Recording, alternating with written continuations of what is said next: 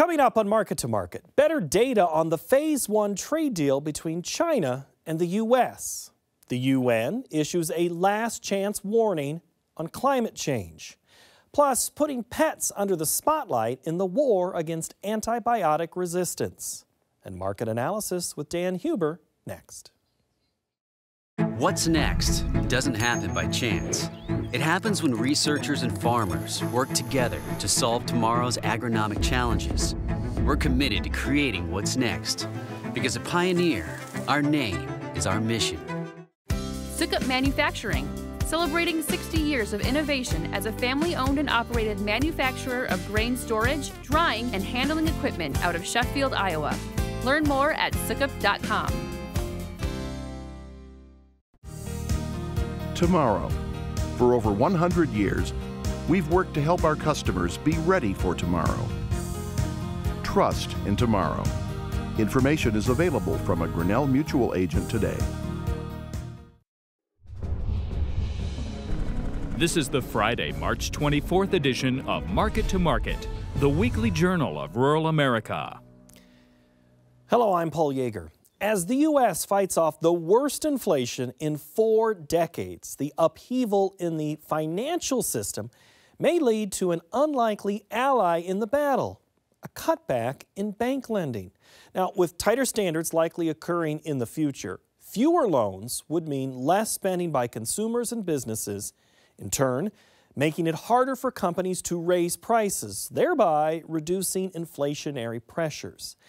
The Federal Reserve eased back on the size of its latest interest rate hike. The Fed announced only a 25-point rate increase this week, even as 2 major banks collapsed this month. Buyers in the housing market took advantage of a drop in mortgage rates to boost the existing home side of the ledger with a 14.5% increase last month, the strongest pace in half a year and ending 12 consecutive months of losses. New home sales in February were flat after an adjustment lower on January's reading. The Commerce Department reported Friday orders for durable goods were down 1%, making it 4 reports in a row with fewer orders of items meant to last 3 years or more. The trade relationship between the U.S. and China can be classified as complicated. Nearly 4 years ago, President Trump ratcheted up pressure on China in the form of a Phase 1 trade deal. This week, new data sheds light on the results of that action. Peter Tubbs reports. It appears China may be on the road to less dependence on U.S. imports. Recent signals indicate that there is an increasing reliance by American farmers on the Chinese marketplace, while the world's #2 economy has been steering away from U.S. goods. A report released this week by the Peterson Institute for International Economics, a Washington, D.C. think tank that advocates for increased global trade, shows that trade volumes between the world's 2 largest economies are proceeding towards further decoupling.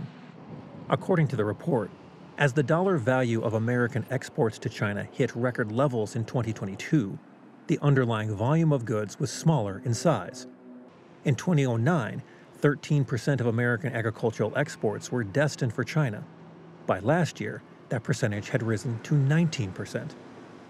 Over the same period, Chinese agricultural imports from the United States dropped from 27% to 18% as America lost market share to other nations.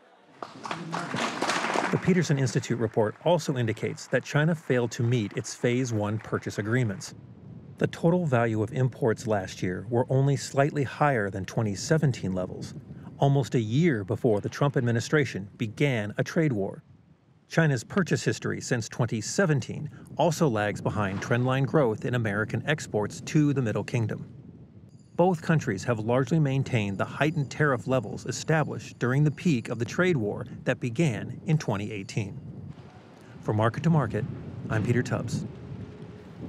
Weather warnings from Washington to Arizona are nothing new, but the types and severity are rare. Evacuation orders were lifted in Arizona late this week as heavy rains began to dissipate.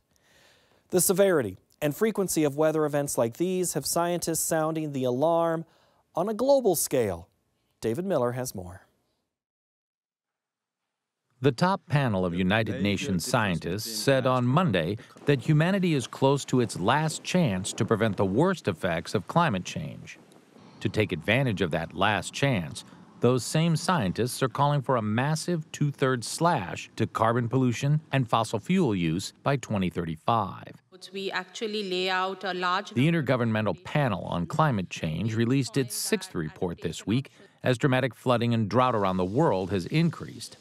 Humans are responsible for virtually all global heating over the last 200 years. The United Nations Secretary General took a more direct route, calling for an end to new fossil fuel exploitation and for rich and poor countries to quit using coal, oil, and natural gas by 2040. The 2015 Paris Climate Agreement, of which the U.S. is currently a signatory, calls for pollution reduction goals to be made by 2035. There is also a globally accepted goal of limiting warming to 2.7 degrees Fahrenheit above pre-industrial levels. Climate change is here now. It tells us that climate change is a real threat to human and planetary well-being. It tells us, of course, that these human and planetary well-being are one and the same. It tells us that we are very, very close to 1.5 degrees limit, and that even this limit is not safe for people and for planet. For Market to Market, I'm David Miller. Back in 2018, the FDA unveiled a new 5-year plan for supporting antimicrobial stewardship in veterinary settings. In June of this year, the plan becomes policy in order to help combat AMR, or antimicrobial resistance, for both animals and people. Over-the-counter access to many antibiotics will be changed to a distribution by a licensed veterinarian in just a few weeks. Much attention has been focused on the agricultural side of the equation, but pet health has become a priority in the animal care community. Colleen Krantz explains in our cover story. For nearly a decade, the nation's spotlight has shone squarely on livestock when it comes to antibiotic use in animals and concerns about resistant bacteria. While U.S. regulations implemented in 2017 helped drive down the sales of certain antibiotics for use in livestock by 38% between 2015, the peak year, and 2021, concerns about bacterial resistance have not eased. In response, the European Union in 2022 created greater powers in Europe that would allow them to withhold certain medically important antibiotics from animals. The European Union didn't focus only on livestock, but included man's best friend, as well as their feline counterparts and other companion animals. We don't have those restrictions in the United States right now, but there is concern that if we don't take very good care about the way we're using antibiotics, that we're going to have problems not only with treating our veterinary patients, but potentially in human healthcare as well. Pets have not been the primary focus of the U.S. Food and Drug Administration when it comes to preserving the effectiveness of antibiotics, particularly those used to combat disease in humans. But that may soon change. The FDA declined Market to Market's request for an interview, but sent a written statement that said, to date, the majority of FDA's Center for Veterinary Medicine judicious use policies have been focused on food-producing animals. However, as part of FDA's 5-year plan supporting antimicrobial stewardship in veterinary settings, CVM intends to develop and implement a strategy for promoting antimicrobial stewardship in companion animals. Researchers say that more than 60% of the roughly 1,500 known pathogens that affect humans can be transmitted between animals and humans. It's pretty new that people are starting to evaluate antibiotic use in pets. I think the reason why food animals have been the focus for so long is because they're large, so the actual amount of drug per patient is a lot larger, say for a cow, than it is for a tiny little chihuahua. But the thing about companion animals that I think people are starting to key in on is that they share the same environments that we live in. So, you know, we have cats and dogs living in our house. We have cats and dogs oftentimes living in our beds, too. They sleep with us. We share ice cream cones with them. So the interaction between those animals and humans is actually a lot closer, which means that we're likely sharing bacteria sort of in and on our bodies with those animals much more closely. Dr. Granick is one of 3 women behind the Antimicrobial Resistance and Stewardship Initiative at the University of Minnesota's College of Veterinary Medicine. The campaign, partially supported by an FDA grant, provides information to vet clinics and performs research related to antibiotic prescription practices in pets. As bacteria mutate or adapt to survive treatment, certain antibiotics are at risk of becoming ineffective. At the University of Minnesota's small animal vet clinic, which handles some of the state's more complicated cases, they have seen a dramatic increase in pets with infections associated with resistant bacteria. And I certainly have seen that in practice where, a human has an antibiotic-resistant infection, and a dog that lives with that human comes into us and has an infection, maybe in a different location of the body, but with also the same organism, the same resistance pattern. So, so the closer we are, in contact with those animals, I think the greater the risk. And we're not going to get rid of our pets, right? They're part of our wellness. And so what we need to do instead is just be really careful about how we're treating our pets. Because we have to recognize as veterinarians, we're not just treating the pets, we're kind of treating the whole household in a way. If pet owners are desperate to heal a sick cat or dog, however, Dr. Granick says they may pressure veterinarians to prescribe antibiotics. That may not be the best answer. We created a handout that they can utilize and alter as they see fit, but the headline of that handout that goes home with the pet owner is, "Your pet does not need an antibiotic today," with an exclamation point, like it's a celebration, One southern Minnesota clinic that has collected data for the university's research is the Heartland Animal Hospital in Owatonna. There's a lot of buzzwords that are associated with large animal production. A lot of those being antibiotic resistance, antibiotic use, your meat being safe or not safe. And of course, everything that's in the food chain is safe because of the withdrawals, and the producers are going to meet those withdrawals. So the challenging part is when you transfer that down to dogs and cats, of course, aren't in our food chain. So it makes it a lot different for people, and they don't realize that antibiotic resistance can happen, or antibiotic abuse, to be truthful, can happen in the small animal world as well. Dr. Wilgerby says they're happy to get university updates on the best practices for treating various illnesses, particularly if an antibiotic has been proven unnecessary. And so that's the challenging part as a veterinarian, is we need to balance people's expectations of their problem as well as offering solutions to the problem, but it's not always to reach for antibiotics. Pets are not the only overlooked group of animals. Wildlife can be carriers or victims of resistant bacteria. The great part about veterinary medicine is that as we gain more information, we can help do our job better. What would be great if it were to happen coming down the road would be suggested guidelines for antibiotic use. As far as having a duration of antibiotic and an antibiotic choice, that would be most appropriate for the condition that you're seeing. That would be handy. Dr. Wilgerby says antibiotics are critical to controlling certain illnesses, and the cost of losing that tool is too high.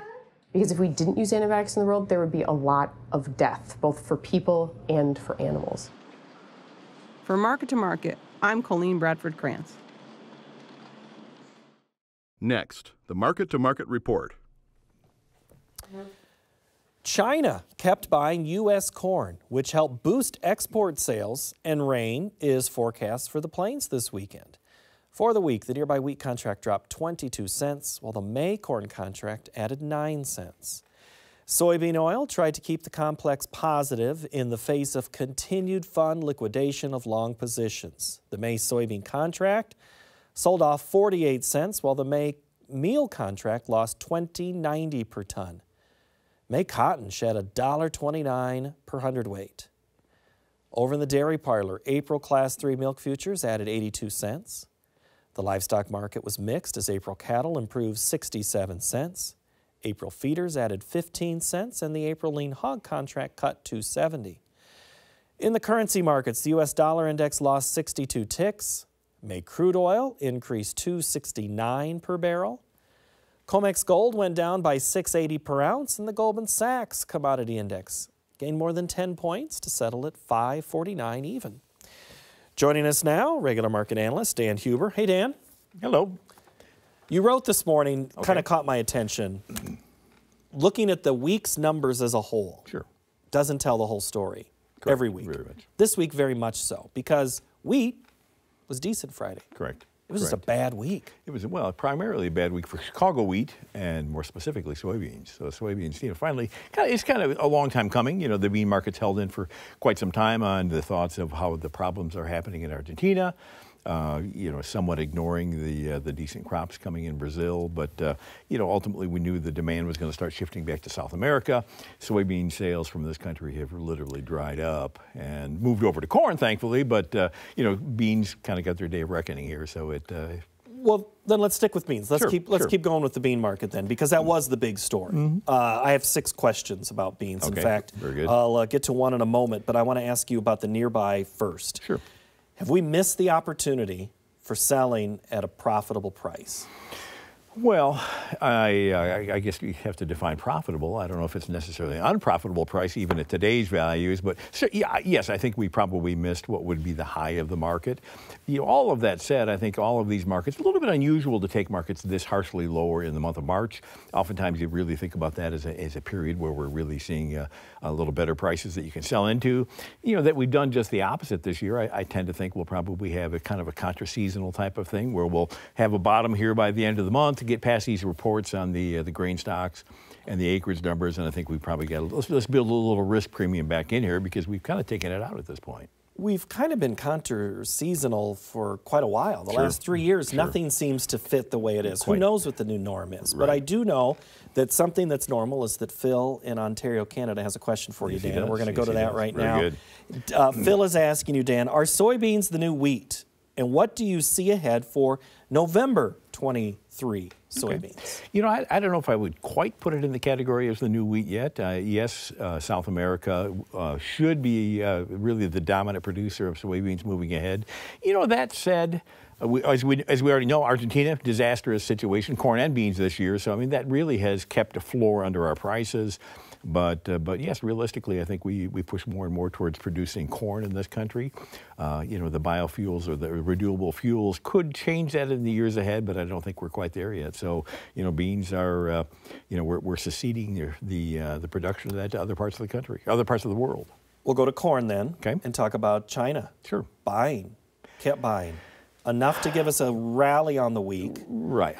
Does that continue? I was just going to say, I tend to think it's going to be somewhat temporary. It was rumored they probably bought upwards of 3 million metric ton of corn. Looks like that's probably going to be pretty much on the target. Beyond there, something that really hasn't gotten a lot of attention, but news sources from China say the African swine fever is a real issue out there again. And they think in the northern parts of the country could be as devastating as it was back in 2017, 2018. If that's the case, boy, that really destroys the feed market in China. So, something worth keeping a very close eye on, certainly. So maybe that's something for soybeans to rally on, if that's truly the case for a feed source over there. Well, of course, if we were, it would be a negative input if it were less feed demand because unless it's going to be because there'll be less animals. I get what you're saying. Correct. All right, let's finish up. Yeah. Finish up with corn then. What do you see for kind of a window here as we look ahead at these prospective plantings coming? Well, again, the acreage numbers that we're seeing so far mirror pretty closely to what the USDA published in February, around 91 million corn.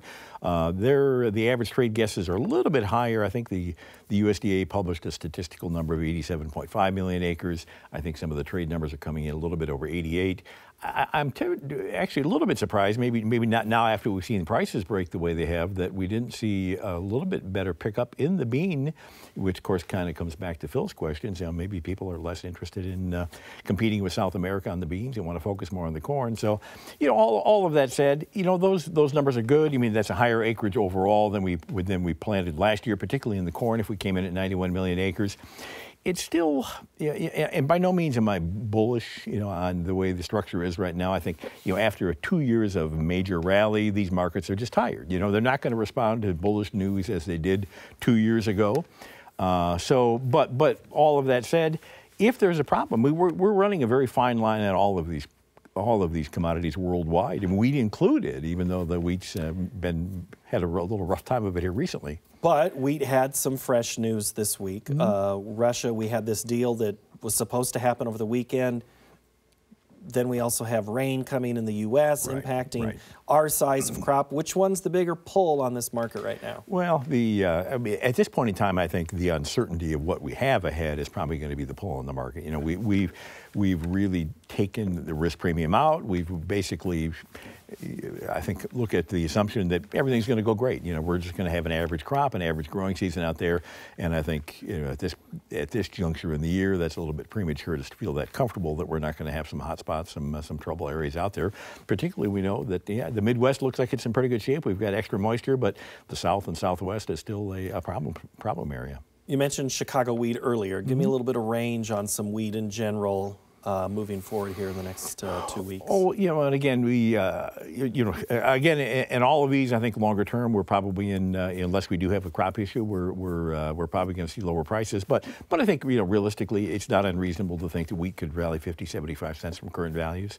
So, which, again, it would set up some, I hope, good opportunities to sell in for new crops. So. Get us back to what we had around the turn of the year. Sure. We just haven't, those are good prices at that point. Certainly, yeah. certainly. Yep. Livestock-wise, what do you see in live cattle? Because I keep talking to these analysts that sit over here in discussing the way the economy goes, the way live cattle go.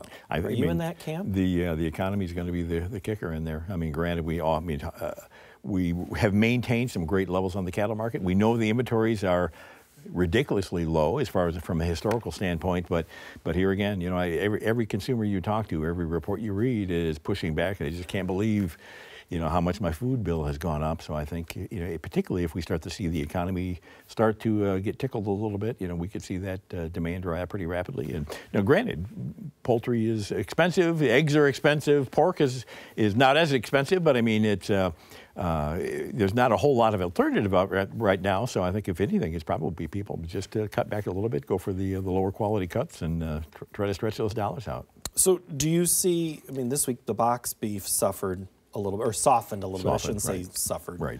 But softened. Do you see that trend continuing?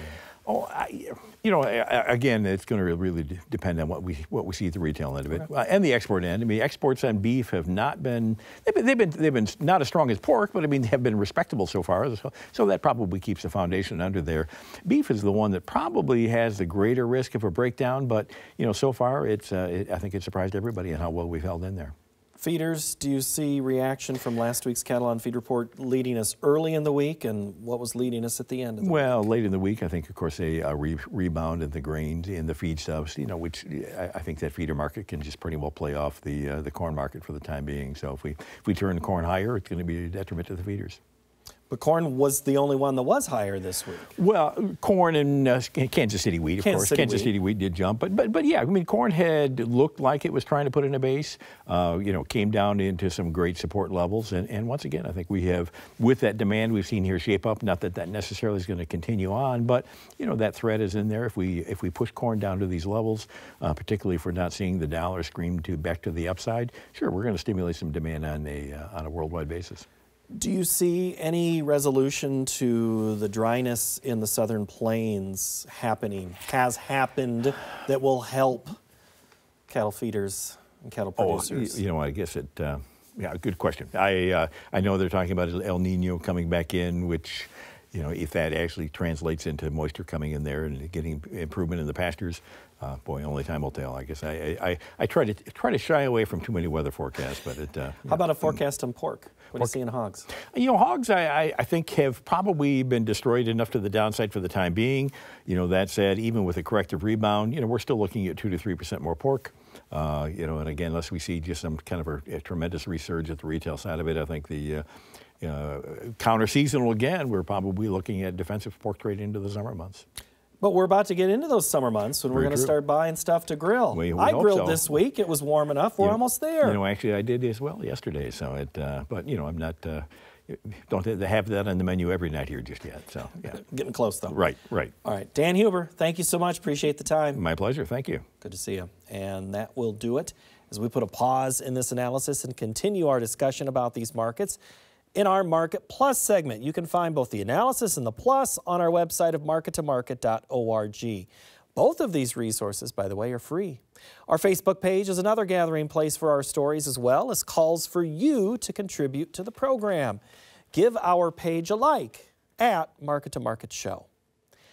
Next week, we bring back the panel discussion format for a closer look at the planting intentions as well as the quarterly grain stocks reports. Thank you so very much for watching, and have a great week.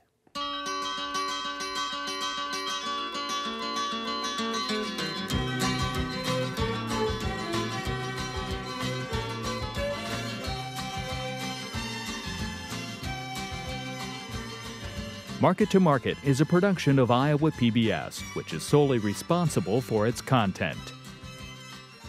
What's next doesn't happen by chance. It happens when researchers and farmers work together to solve tomorrow's agronomic challenges. We're committed to creating what's next, because at Pioneer, our name is our mission. Sukup Manufacturing, celebrating 60 years of innovation as a family-owned and operated manufacturer of grain storage, drying, and handling equipment out of Sheffield, Iowa. Learn more at sukup.com. Tomorrow. For over 100 years, we've worked to help our customers be ready for tomorrow. Trust in tomorrow. Information is available from a Grinnell Mutual agent today.